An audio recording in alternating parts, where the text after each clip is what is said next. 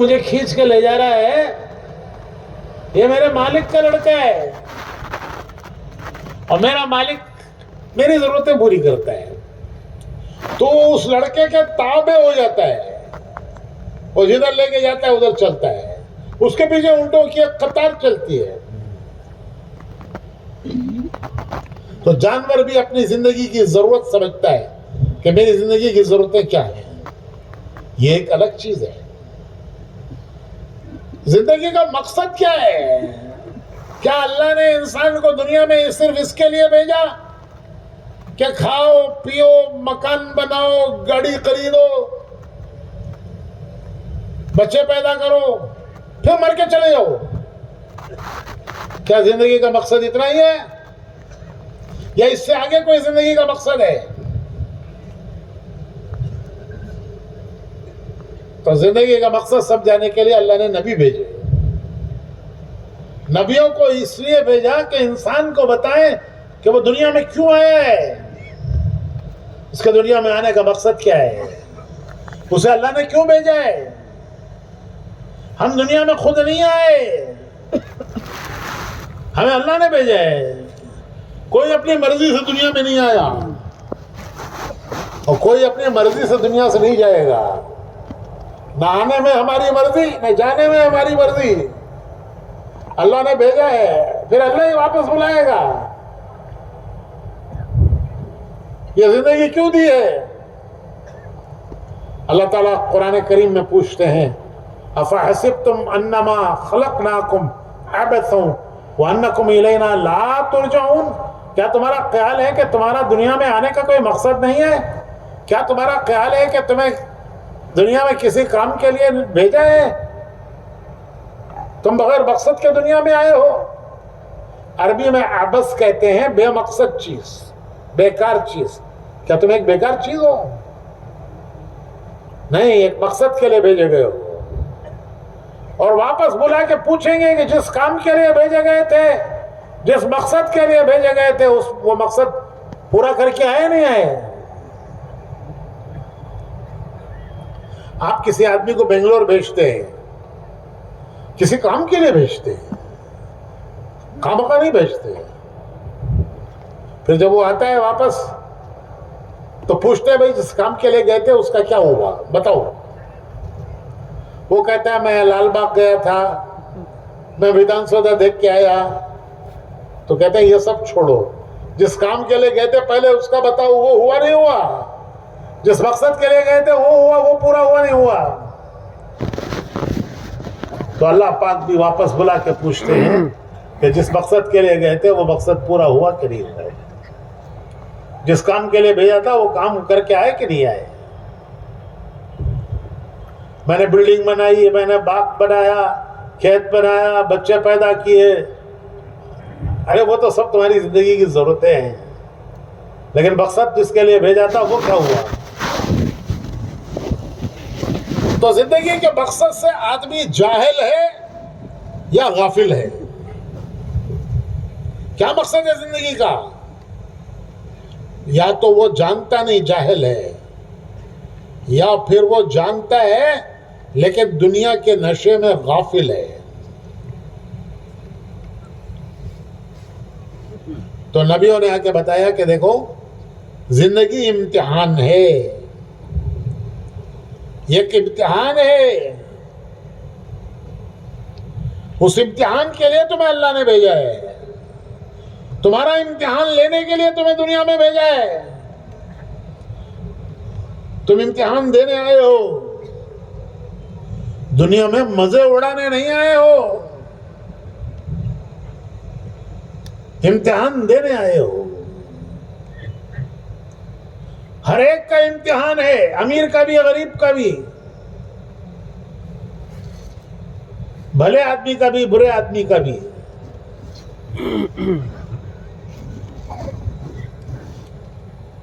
گناہگار کا بھی نیک آدمی کا بھی، سب کا امتحان ہے۔ دنیا میں اللہ کسی کو نہیں چھوڑتے ہیں، سب کا امتحان لیتے ہیں، یہاں تک کہ نبیوں کا امتحان لیا۔ نبی، انبیاء، وہ اللہ کے سب سے محبوب بندے ہیں، لیکن ان کا بھی امتحان لیا. قرآن کریم میں ہے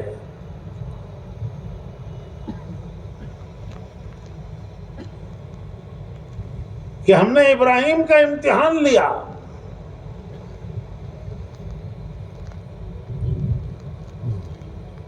وَإِذِ ابْتَلَىٰ إِبْرَاهِيمَ رَبُّهُ بِكَلِمَاتٍ فَأَتَمَّهُنَّ. وَإِذِ ابْتَلَىٰ، ابتلا کہتے ہیں امتحان. اللہ کہتے ہیں ہم نے ابراہیم کا امتحان لیا. ایک نہیں کئی امتحان لیے، اور وہ سارے امتحانات میں پورے اترے، پاس ہوئے. حالانکہ خلیل ہیں، اللہ نے ان کو خلیل پکارا ہے. فرشتوں سے کہتے ہیں اللہ کہ زمین پر میرا دوست ابراہیم. اللہ فرشتوں سے کہتے ہیں کہ زمین پر میرا دوست ابراہیم. کوئی بڑا آدمی یہ کہہ دے کہ جموں کھنڈی میں فلاں میرا دوست ہے، باگل کوٹ میں میرا فلاں دوست ہے، تو وہ پیسے دے کے پیپر میں ڈالاتا ہے کہ دیکھو اتنے بڑے آدمی نے مجھے اپنا دوست کہا ہے. یہاں خالق کائنات، زمین و آسمانوں کا پیدا کرنے والا فرشتوں سے کہہ رہا ہے کہ دیکھو زمین پر میرا دوست کون؟ ابراہیم. لیکن دوست کو بھی نہیں چھوڑا. وَإِذِ ابْتَلَىٰ إِبْرَاهِيمَ رَبُّهُ بِكَلِمَاتٍ فَأَتَمَّهُنَّ. ہم نے ابراہیم کو آزمایا، آزمائشوں سے گزارا، اور وہ سب آزمائشوں میں پورے نکلے. ایک نبی ہے یوسف علیہ السلام. میں بتا رہا ہوں کہ نبیوں کو اللہ نے آزمایا ہے، ان کو امتحانوں سے گزارا ہے، حالانکہ وہ محبوب بندے اللہ کے. تو حضرت یوسف علیہ السلام بڑے نبی ہیں. حضور نے ان کی تعریف کی. کریم ابن کریم، ابن کریم ابن کریم، یوسف ابن یعقوب ابن اسحاق ابن ابراہیم، یہ سب نبی ہیں. یوسف علیہ السلام نبی، ان کے باپ یعقوب علیہ السلام نبی، ان کے دادا اسحاق علیہ السلام نبی، اور ان کے باپ پردادا ابراہیم علیہ السلام نبی. خود نبی، باپ نبی، دادا نبی، پردادا نبی. حضور نے تعریف کی یوسف ابن یعقوب ابن اسحاق ابن ابراہیم، کریم ابن کریم ابن کریم ابن کریم. لیکن اچھا ان کے قصے کو قرآن نے بہترین قصہ بتایا ہے.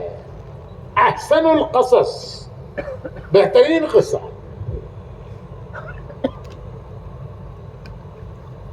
12ویں پارے سے شروع ہوتا ہے، 13ویں پارے میں جا کے پورا ہوتا ہے.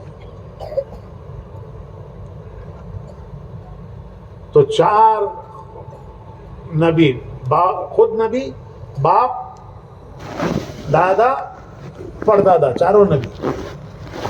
لیکن کیسے امتحانات سے گزرے، ایسے امتحانات سے گزرے کہ مصر میں لا کے بیچے گئے.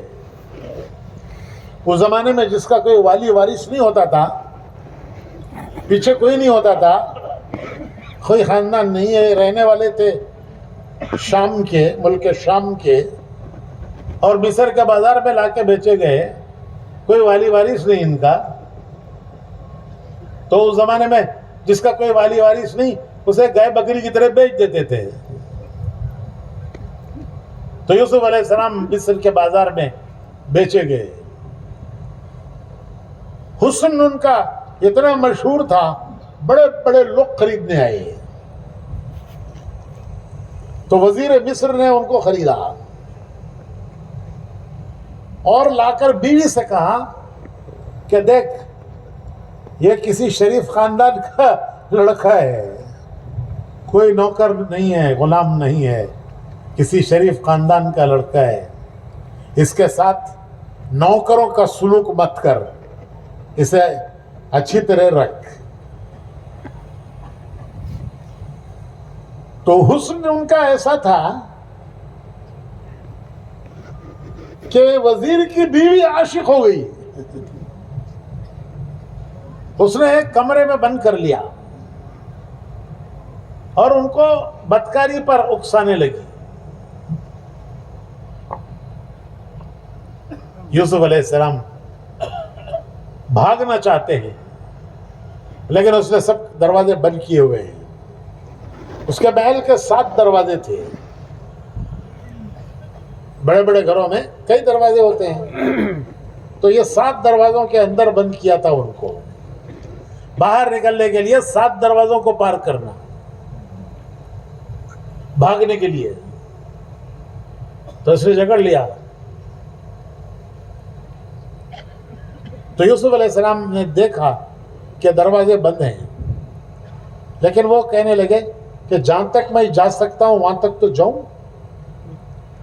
دروازہ بند ہے, نظر آ رہا ہے, لیکن میں وہاں تک تو جا سکتا ہوں, تو وہاں تک تو جاؤں میں. تو دروازے کے پاس پہنچے تو اللہ کی قدرت سے دروازہ کھلا. جیسے آج کل ایئرپورٹوں پہ, بینکوں میں شیشے کے دروازے ہوتے ہیں, نزدیک جاؤ کھلتا ہے. تو یوسف علیہ السلام جب دروازے کے قریب پہنچے کھلا, پھر اگلا دروازہ وہاں تک گئے وہ کھلا, 7 دروازے کھل گئے. اور پیچھے زلیخا پیچھا کر رہی ہے. وہ دوڑنا چاہتے ہیں, بھاگنا چاہتے ہیں, وہ پکڑنا چاہتی ہے. تو 7 دروازے کھل گئے. 7واں دروازہ کھلا اور یہ باہر نکلے تو وزیر آ رہا ہے. وزیر گھر میں آ رہا ہے اندر, یہ باہر نکل رہے ہیں, وزیر اندر آ رہا ہے. اور پیچھے پیچھے زلیخا یوسف علیہ السلام کا پیچھا کر رہی ہے.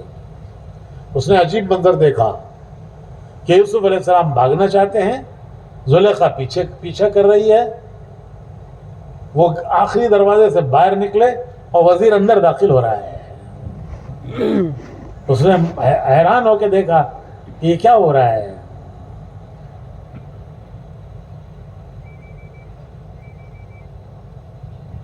تو جب زلیخا نے دیکھا کہ میں پکڑی گئی, میرے شوہر نے میری غلطی پکڑ لی, تو فوراً اس نے رنگ بدلا.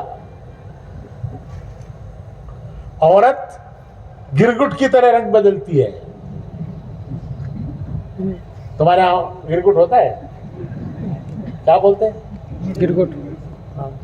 تو عورت گرگٹ کی طرح رنگ بدلتی ہے. اس نے فوراً کہا وزیر مصر سے, شوہر سے, اپنے میاں سے, کہ دیکھو تم نے کہا تھا کہ اس کو اچھی طرح رکھو, نوکروں کی طرح برتاؤ مت کرو, اور یہ تمہاری بیوی پر ہی ہاتھ ڈال رہا ہے.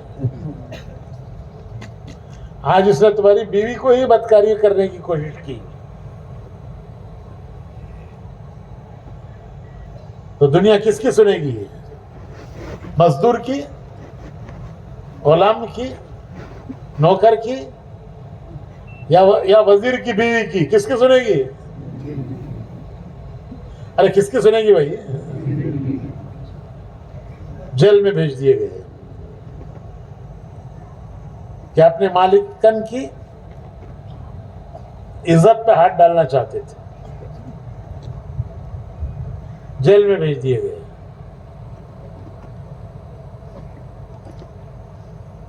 دس سال گزارے ہیں جیل میں یوسف علیہ السلام نے. کتنے سال؟ 10 سال گزارے. کیس کی کوئی ڈیٹ نہیں. وکیل صاحب سے پوچھو, ہر کیس کی کوئی ڈیٹ ہوتی ہے کہ بھائی فلاں ڈیٹ کو یہ کیس دیکھا جائے گا, لیکن ان کے اوپر جو کیس ہے اس کی کوئی ڈیٹ نہیں کہ ہیئرنگ کب ہوگی. ایک اجنبی ہے, مسافر ہے, परदेसी है, गुलाम है, जेल में पड़ा हुआ है, बरसों गुजर रहे हैं। कितना बड़ा इम्तिहान है, कितना बड़ा इम्तिहान है।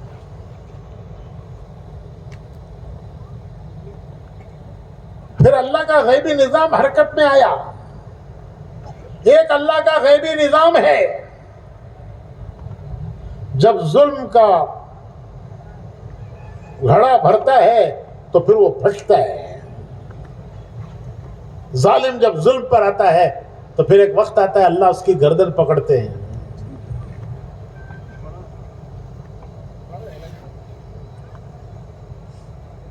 तो वो अल्लाह का एक निजाम है। अभी मैं 1-2 हफ्ते पहले बांग्लादेश से आया हूं, और बहुत बड़ा इज्तिमा होता है बांग्लादेश में। उसके सामने तुम्हारा यह इज्तिमा छोटा इज्तिमा है। इतना बड़ा इज्तिमा भी वो छोटा है। बहुत बड़ा मैदान है, नजर नहीं जाती वहां तक, लेकिन वो भर जाता है। तो वो आधे मुल्क को 3 दिन बुलाते हैं, आधे मुल्क को 3 दिन बुलाते हैं। आधा मुल्क जुम्मा को आता है, इतवार को दुआ, और आधा मुल्क जो है पीर को आता है, बुध को दुआ। लेकिन इतना होने के बावजूद जगह नहीं मिलती, बैठने की भी जगह नहीं मिलती। बाद लोग रात को बैठ के गुजारते हैं, सोने की जगह नहीं होती। तो हम अभी वहीं से 2 हफ्ते पहले आ रहे हैं। वहां एक औरत की बादशाहत थी, राज था, राज, और ऐसा राज था 15 साल उसने मुल्क पर राज किया है, 15 साल मुल्क पर हुकूमत की है, और ऐसी पावरफुल थी कि बड़े बड़े उसके सामने बोलने की हिम्मत नहीं करते थे। बड़े बड़ों की बोलती बंद हो जाती थी। Yes madam, yes madam, no madam नहीं। तो 15 साल हुकूमत की। तो 15 साल की हुकूमत 15 दिन में पल गई।